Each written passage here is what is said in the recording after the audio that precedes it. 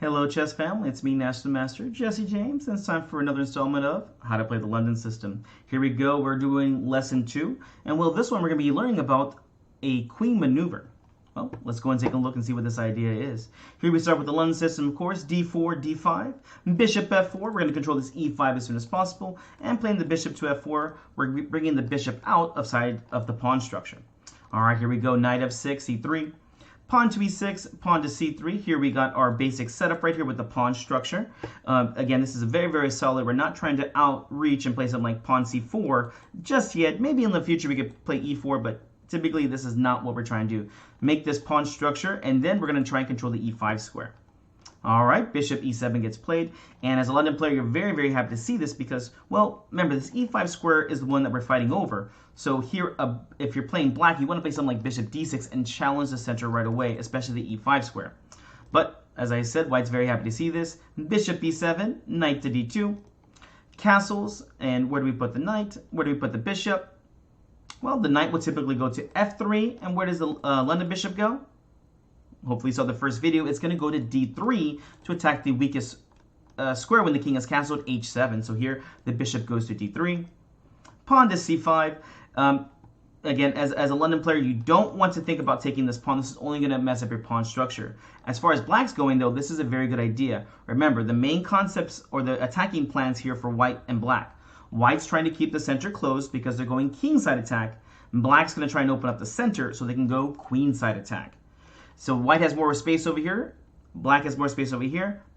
Remember, the pawn structure points to where you should be attacking. So taking here would be going queenside, and this will help black out with their counterplay. This is not what we want. Here we go. Let's keep making progress. Knight g to f3.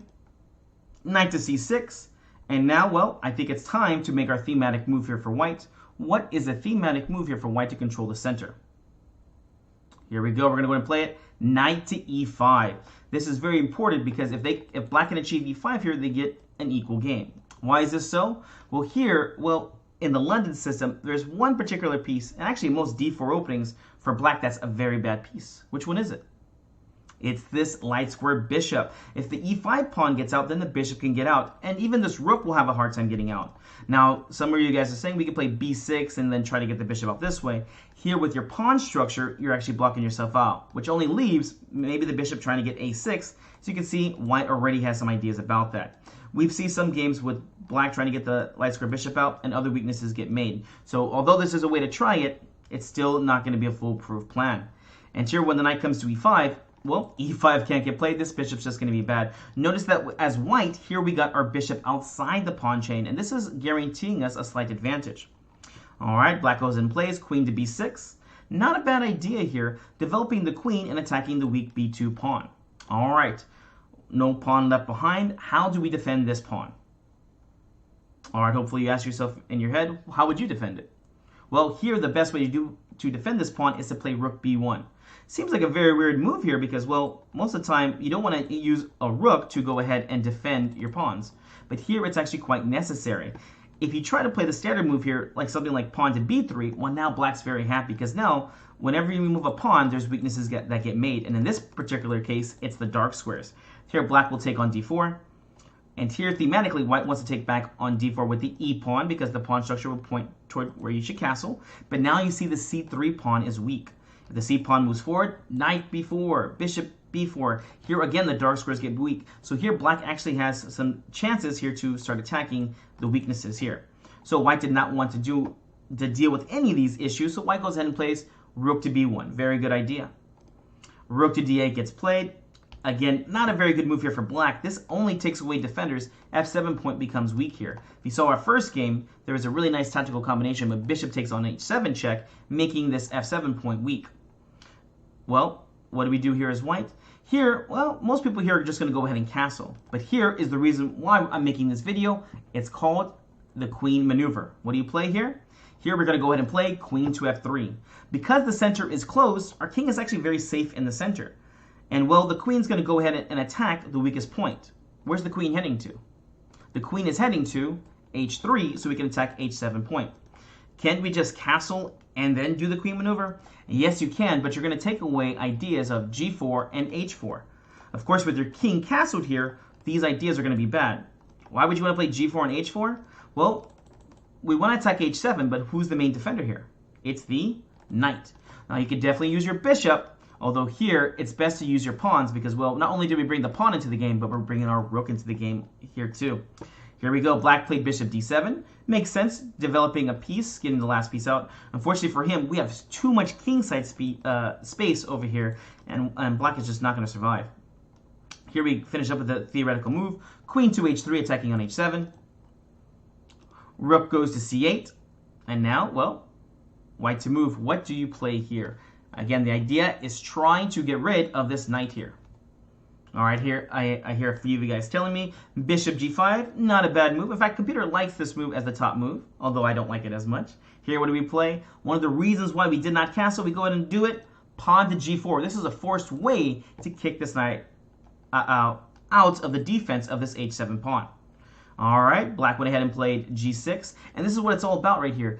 Although we will not win with the typical h7 idea, it's all about invoking or helping our opponent create weaknesses. Remember, you don't want to move pawns in front of your king, because if you do this, well, you're going to be creating weaknesses. Rather, it's h6, g5 is a move here to open up the diagonal, or maybe we could just play bishop takes h6 and sacrifice, and here computer's giving this as a winning move. So if they play h6 or sacrifices or pawn levers to open it up, if they play g6, which actually does happen in this game, well, now the dark squares are weak here.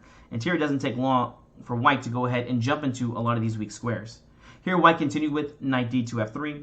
A good move here, adding a second piece to the attack as far as the knights go, right? Here we're trying to get every piece over here to attack on the king side. Black took on d4. And how do we take back? We take back with the c or the e pawn. Remember, this is very important because if you take with the wrong pawn, you're going to allow black lots of counterplay.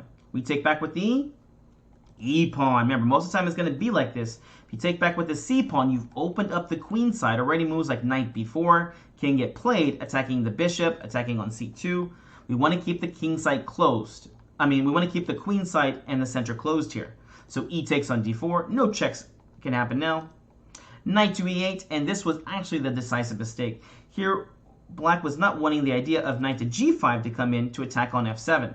But unfortunately, this makes a new weakness, and well, white to move and win. Can you find the sacrifice here to win, to open up black's king side? You have 1, 2, 3, 4, 5 pieces ready to attack. All you need is 3 pieces for a mate. 5 is a little bit extra. What do you do here? Well, hopefully you push pause. Hopefully you try to find it. Here we get to play the nice knight takes on f7, and it is game over here. Of course, if you take back, as in the game, it's just a forced checkmate now. Why did we sacrifice? Because we wanted to get rid of these pawns. These are the defenders. Queen takes on h7 check, knight to g7, and here, well, can you figure out the 2-move checkmate? Here there's a 2-move checkmate, and if you're a little bad, you can find it in 6 or even more. Also, assuming your opponent plays the best moves. All right, do we take on g6 with the queen or the bishop here? Believe it or not, we're going to take back with our bishop takes on g6 check. And here, well, the king has nowhere to move without checkmate to happen. Here, if you do play the king back to f8, well, it's just checkmate in 1 with queen to h8. In the game, what happened was king went ahead and went to f6, and now checkmate in 1. What do we play? Well, here you can play bishop g5 check, but if you're a classy player like I am, you're going to go ahead and checkmate with a pawn because you don't get many pawn checkmates. So here you're going to go ahead and play pawn to g5 for check and mate. I hope you guys enjoyed this. Remember, this is the queen maneuver. Do not castle too fast in the London system. Put all your pieces out, get the knight to e5, defend, and now whenever you're ready, you can do the queen maneuver. Queen f3 to h3. I hope you guys enjoyed this. We'll see you in the next video.